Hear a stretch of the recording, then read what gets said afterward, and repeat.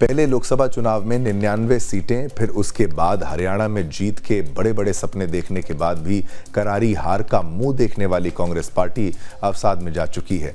ऐसा कहना हमारा नहीं है, बल्कि बीजेपी के नेताओं का ये कहना है। और ये बात यूं ही बेवजह बाहर नहीं आ रही है, इसके पीछे एक बहुत बड़ी वजह है। दरअसल अब कांग्रेस को योगी आदित्यनाथ के भगवा वस्त्र धारण करने से समस्या हो रही है। देखने में तो ऐसा लग रहा है कि मानो मोदी योगी की हवा, तो क्या कांग्रेस का सबसे बड़ा डर भगवा है? ये सवाल आज इसलिए उठ रहा है क्योंकि एक तरफ तो यूपी के सीएम योगी आदित्यनाथ हिंदुओं की एकजुटता की बात करते हैं, सर्व समाज के हितों का जिक्र करते हैं, हिंदू एकता के बूते विकास का विजन जनता के सामने रखते हैं, तो वहीं दूसरी तरफ कांग्रेस एक बार फिर से इस चुनावी समर में उलझती हुई दिखाई दे रही है। कांग्रेस के राष्ट्रीय अध्यक्ष मल्लिकार्जुन खड़गे ने योगी के बटोगे तो कटोगे वाले बयान पर नई बहस छेड़ दी है। खड़गे आजकल विकास की बात छोड़कर साधु संतों के राजनीति में आने पर सवाल उठा रहे हैं, और केवल सवाल ही नहीं उठा रहे बल्कि इन संतों के ऊपर आरोप लगा रहे हैं कि वो भगवा वस्त्र धारण कर लोगों में भेदभाव फैला रहे हैं। खड़गे के उन्होंने आरोप ये लगाया है कि भगवा वस्त्र पहनने वाले राजनेता जनता को बांटने की बात कर रहे हैं।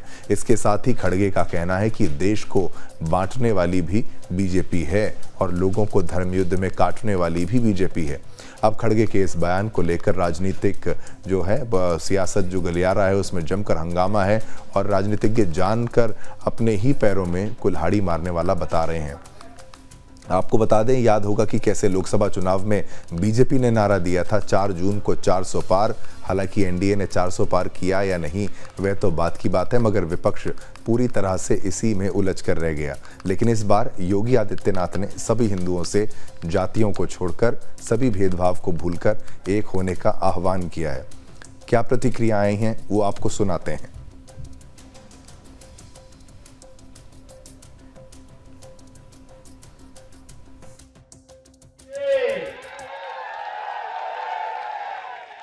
मैं इसीलिए बार बार कहता हूं, ये देश का इतिहास बताता है, बटे थे तो राम मंदिर का मान हमें झेलना पड़ा था। मथुरा में भगवान श्री कृष्ण की, कृष्ण कन्हैया की जन्मभूमि का अपमान हमारे सामने आया था। भगवान विश्वनाथ का अपमान हमारे सामने आया था। क्या कुछ नहीं हुआ था हमारी मां बहनों के साथ में? क्या कुछ नहीं हुआ था बहन और बेटियों के साथ में? अगर इस सब के बावजूद भी गांधारी की तरह आंखों पे पट्टी बांध करके हम जाति के नाम पर बटे हुए हैं, अपने स्वार्थों में बटे हुए हैं, तो बहन और भाइयों, कटने के सिवाय हमारी दूसरी नियति नहीं हो सकती है। और मैं तो इसीलिए आपसे कहने के लिए आया हूं, बटो मत। ये बांटने वाले लोग आपके दुश्मन हैं, आपके चेहरे पर मीठी मीठी बातें बोलेंगे, इनके बहकावे में मत आओ। और मैं तो कहता हूं, बटोगे तो कटोगे, एक रहोगे तो नेक रहोगे, एक रहोगे तो सेफ रहोगे। अब इधर इधर ये भी बात कर रहे हैं,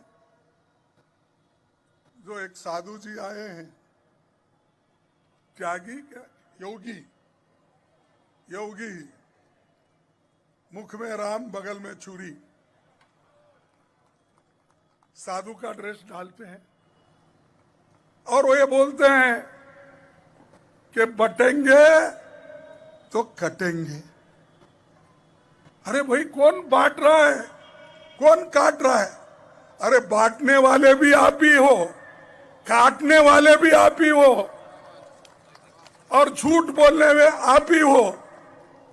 15 लाख का झूठ बोले, 2 करोड़ नौकरियों का झूठ बोले, किसानों के एमपीएस का झूठ बोले, बच्चों को स्कॉलरशिप देने का झूठ बोले, झूठ के ऊपर झूठ। इसीलिए मैं बोलता हूं, मोदी साहब, आप झूठों के सरदार हो। झारखंड में कांग्रेस के राष्ट्रीय अध्यक्ष जी ने जिस ढंग से साधु महात्माओं के खिलाफ, सनातन संस्कृति के खिलाफ बयानबाजी की है, मैं उसकी घोर निंदा करता हूं। कांग्रेस पार्टी का पुराना इतिहास रहा है कि सनातन संस्कृति को चोट पहुंचाने वालों के खिलाफ, जिस ढंग से मैं कह सकता हूं मुगल आक्रांताओं ने भारत की सनातन व्यवस्था को छिन्न भिन्न करने का असफल प्रयास किया था। फिर भी सनातन धर्म, सनातन संस्कृति आज पूरी दुनिया को दिशा दिखाने का काम कर रही है।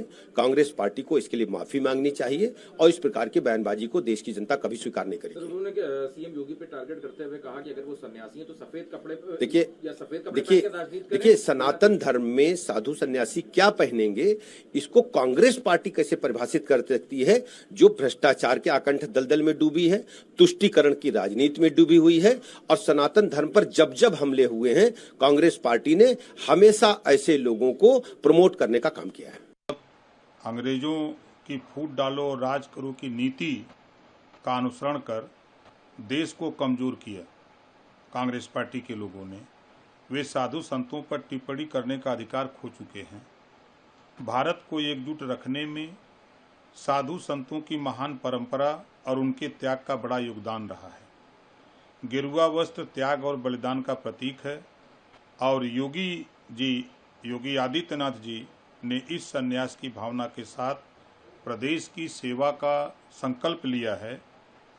आदरणीय प्रधानमंत्री जी श्री नरेंद्र मोदी जी के मार्गदर्शन और मुख्यमंत्री योगी आदित्यनाथ जी के नेतृत्व में आज उत्तर प्रदेश उत्तम प्रदेश बनकर उभरा है।